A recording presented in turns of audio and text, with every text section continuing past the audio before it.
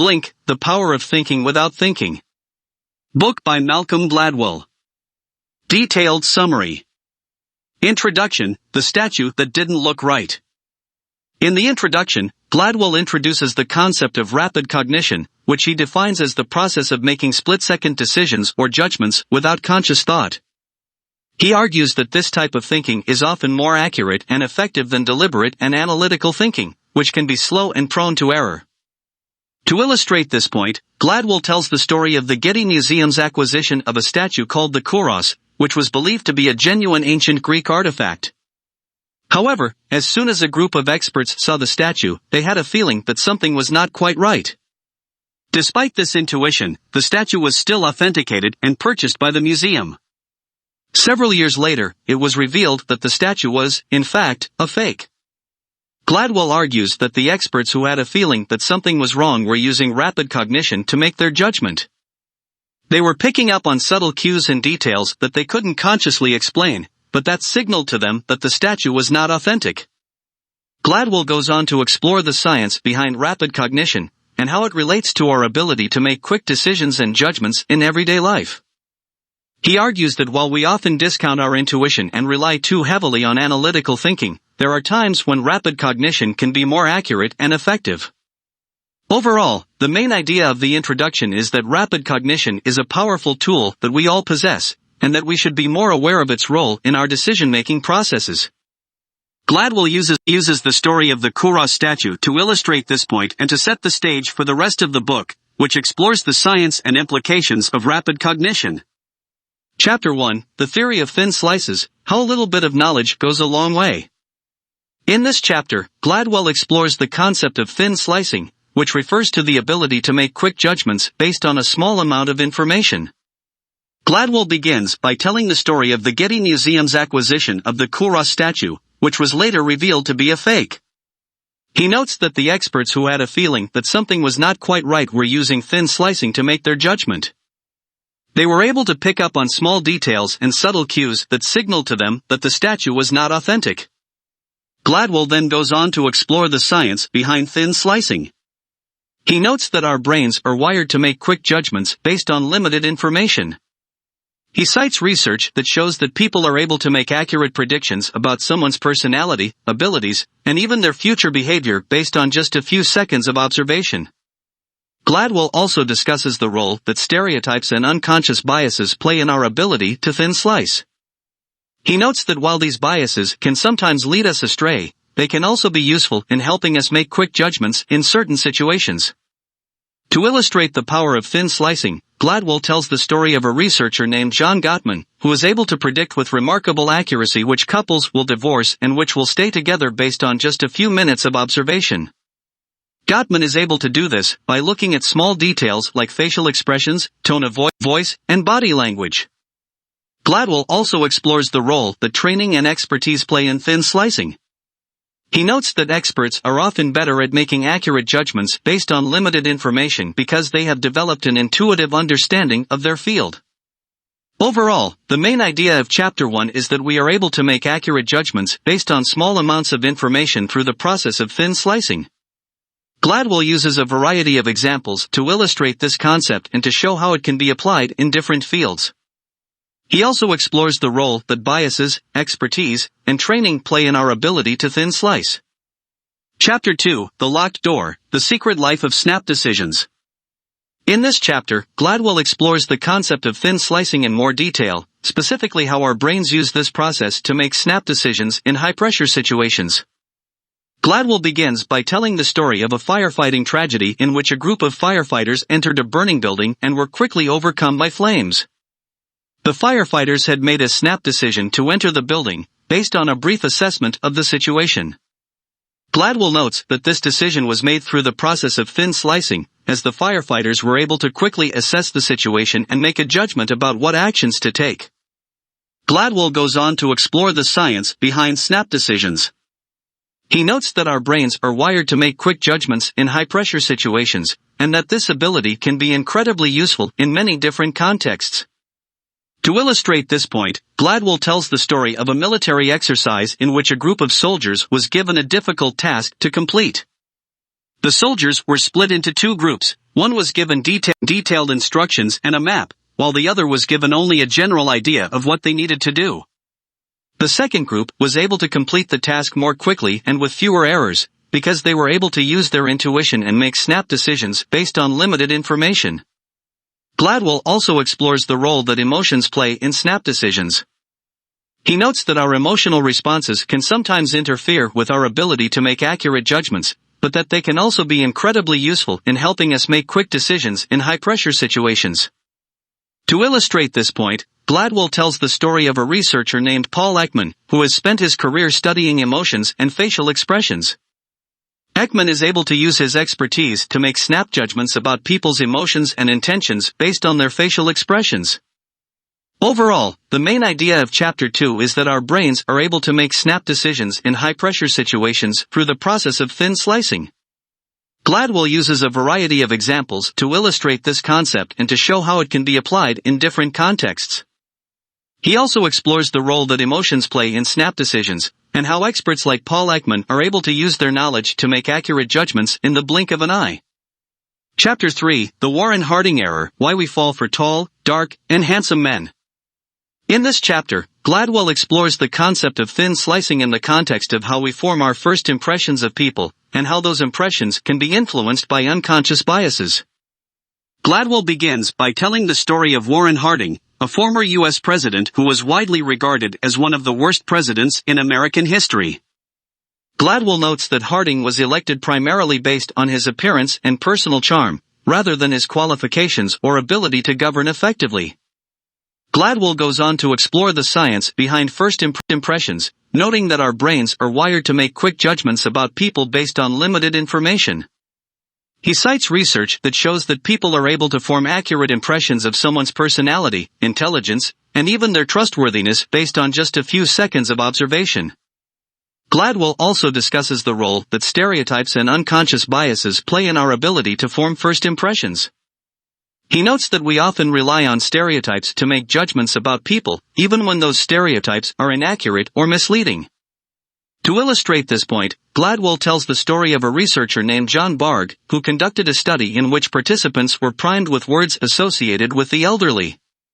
The participants who were primed with these words walked more slowly after the study than those who were not primed. This shows how our unconscious biases can influence our behavior, even in ways that we are not aware of. Gladwell also explores the concept of thin slices of behavior, noting that we are able to make accurate judgments about people based on small snippets of their behavior. He cites research that shows that people are able to accurately judge someone's level of extroversion, dominance, and emotional stability based on just a few seconds of observation. Overall, the main idea of Chapter 3 is that our first impressions of people are often based on limited information and influenced by unconscious biases. Gladwell uses a variety of examples to illustrate this concept and to show how it can be applied in different contexts. He also explores the role that stereotypes and thin slices of behavior play in our ability to form accurate judgments about people. Chapter 4, Paul Van Riper's Big Victory, Creating Structure for Spontaneity. The author discusses the story of retired Marine Corps General Paul Van Riper, who led a fictional military exercise against a rival force in 2002. The chapter is titled Paul Van Riper's Big Victory, Creating Structure for Spontaneity. Gladwell begins by describing the traditional approach to military planning, which involves extensive planning and preparation before an operation is executed. However, Van Riper had a different approach. He believed that too much planning could be counterproductive, as it could stifle spontaneity and creativity on the battlefield. Van Riper's approach was put to the test during the military exercise, which was designed to simulate a conflict in the Persian Gulf. Van Riper was given command of the Red Team, a fictional enemy force that was intended to be defeated by the Blue Team, the simulated U.S. military force. Despite being vastly outnumbered and outgunned, Van Riper was able to defeat the Blue Team by using unconventional tactics and taking advantage of his opponent's weaknesses. Gladwell notes that Van Riper's success was due in part to his ability to improvise and adapt to changing circumstances on the battlefield. Gladwell goes on to discuss the concept of a structured spontaneity, which is the idea that creativity and spontaneity can be fostered by providing a clear framework or structure within which to operate. Van Riper was able to achieve this by establishing clear objectives and goals for his team, while also allowing for flexibility and adaptation in the face of changing circumstances. Gladwell also explores the concept of thin slicing in the context of military decision-making. He notes that military leaders often make decisions based on limited information and under high-stress conditions, and that their ability to make quick and accurate judgments can be critical to the success of a mission.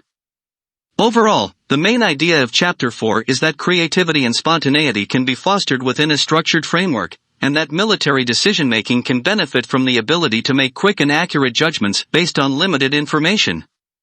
Van Riper's success in the military exercise illustrates the importance of being able to adapt to changing circumstances and to think creatively in high-pressure situations. Chapter 5, Kenny's Dilemma, the right and wrong way to ask people what they want. The author discusses the story of a man named Kenny, who was the head of a team that designed products for a large company. The chapter is titled Kenny's Dilemma, the right and wrong way to ask people what they want. Gladwell begins by discussing the traditional approach to product design, which involves conducting extensive market research and gathering feedback from potential customers. However, Gladwell notes that this approach has its limitations, as people are often unable to articulate what they want or need in a product. Kenny was aware of these limitations, and he was looking for a way to design products that would truly resonate with customers. He stumbled upon a technique called sensory evaluation, which involved gathering feedback from customers based on their emotional reactions to a product. Gladwell notes that sensory evaluation is a form of thin slicing, as it involves making quick and intuitive judgments based on limited information. However, he also acknowledges that the technique can be prone to bias and manipulation, as people's emotional reactions can be influenced by a variety of factors. Gladwell goes on to discuss the concept of unconscious preferences, which are the preferences that people have without necessarily being aware of them. He notes that these preferences can be difficult to measure through traditional market research methods, but that they can be uncovered through techniques like sensory evaluation. The main idea of Chapter 5 is that traditional market research methods have their limitations, and that alternative approaches like sensory evaluation can provide valuable insights into people's unconscious preferences. However, it is important to be aware of the potential biases and limitations of these techniques, and to use them in conjunction with other forms of data and feedback. Gladwell also emphasizes the importance of being attuned to people's unconscious preferences in all areas of life, not just in product design. He notes that people's intuition and snap judgments can often be a more accurate reflection of their true preferences than their conscious opinions and feedback. Chapter 6, 7 Seconds in the Bronx, The Delicate Art of Mind Reading. In this chapter, Gladwell explores the concept of rapid cognition, or the ability to make quick judgments based on limited information. The chapter begins with the story of a police officer named Mark who was involved in a high-speed chase in the Bronx. Mark had only 7 seconds to make a decision about whether or not to use deadly force against a suspect who was fleeing the scene. He ultimately decided not to use his weapon, but the incident left him questioning his ability to make split-second decisions. Gladwell uses Mark's story as a jumping-off point to explore the concept of rapid cognition and the ways in which it can be used in various fields, including law enforcement, medicine, and business. He notes that rapid cognition can be both incredibly valuable and incredibly dangerous, depending on the situation. Gladwell discusses the concept of thin slicing and how it relates to rapid cognition. He notes that people often make snap judgments based on very limited information, and that these judgments can sometimes be more accurate than judgments made after careful analysis. Gladwell goes on to discuss the idea of mind reading, or the ability to understand and anticipate another person's thoughts and actions. He notes that this ability is often based on subtle cues and signals that people give off, and that it can be honed through practice and experience. The main idea of Chapter 6 is that rapid cognition and mind reading can be powerful tools in certain situations, but that they also have their limitations. It is important to be aware of the potential biases and blind spots that can come with making quick judgments based on limited information, and to balance rapid cognition with careful analysis and reflection. Gladwell also notes that the ability to read other people's minds can be a double-edged sword, as it can be used for both good and bad purposes. He encourages readers to use their own powers of rapid cognition and mind reading for positive ends and to be mindful of the potential consequences of their actions. Conclusion, listening with your eyes, the lessons of Blink. Malcolm Gladwell summarizes the main themes and lessons of the book, emphasizing the importance of intuition, rapid cognition, and the ability to make snap judgments based on limited information. Gladwell argues that intuition and rapid cognition are not magical powers, but rather are based on a complex and sophisticated set of mental processes that allow us to make quick judgments based on subtle cues and patterns. He notes that these abilities can be honed through practice and experience, and that they can be incredibly valuable in a wide range of fields, including medicine, business, and the arts. One of the key points of the book is that rapid cognition and intuition are not infallible, and that they can sometimes lead us astray. Gladwell acknowledges that biases and prejudices can influence our judgments, and that we must be aware of these factors in order to make sound decisions. Another important theme of the book is the power of first impressions and the importance of paying attention to subtle cues and signals. Gladwell notes that our initial reactions to people and situations are often based on these subtle cues, and that they can be more accurate than judgments made after careful analysis. Finally, Gladwell emphasizes the importance of listening with our eyes, or paying attention to nonverbal cues and signals in addition to what people say. He notes that body language, facial expressions, and other nonverbal cues can provide valuable information about a person's thoughts and feelings, and that we should pay attention to these cues in order to better understand others. In the end, the main lesson of Blink is that intuition and rapid cognition are powerful tools that can help us make better decisions, but that they must be balanced with careful analysis and reflection. By paying attention to our instincts and the subtle cues that surround us, we can improve our ability to make quick, accurate judgments and navigate the complexities of the world around us.